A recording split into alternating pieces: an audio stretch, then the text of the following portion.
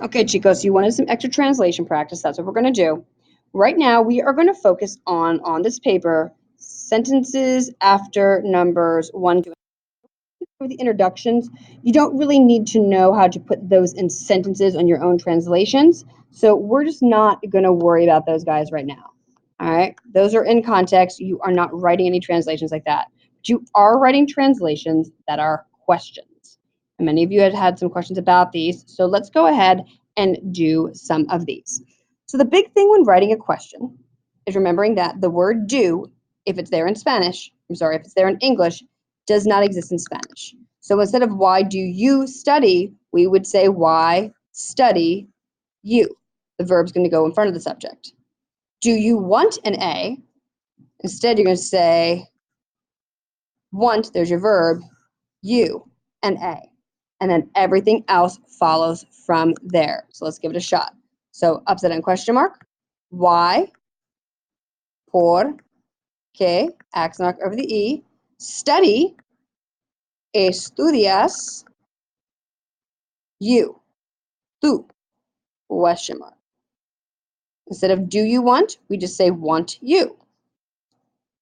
Oops, sorry about that. ¿Quieres tú? Instead of tú quieres.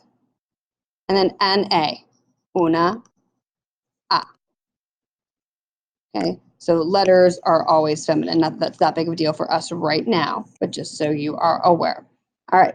Now, in sentence number 5, when is the party? There is no do to worry about, so you don't have to worry about that. And the question is already in inverted word order since that's the case. The only time you have to do the flip-flop is when do exists. It doesn't here. It's just like English. So when, cuando, is, we're talking about when it is, not where it is or how it's feeling. Es, the party. La fiesta, question mark. Today, hoy, or, oh, mañana, tomorrow. There we go. Let's look at numero 6. Who is Diego Rivera? The question is already in inverted word order. The verb is already in front of the subject, Diego Rivera, so we're good. Who? ¿Quién? Accent mark of the E. Is, not where he is or how he's feeling, it's who he is. Es. And then, whoops, I got ahead of myself. Sorry about that. Diego Rivera. Okay. Let's try another one. Where is Chapultepec Park? All right. So where it's located would be donde is located. Está. We would say Chapultepec Park, but in Spanish you have to say the park of Chapultepec. El parque, I'm going to capitalize it because it's a proper noun. De, and then Chapultepec, which we all know is located in Mexico City. Where are you going? Yeah, it says where, but the idea when you're going is where are you going to?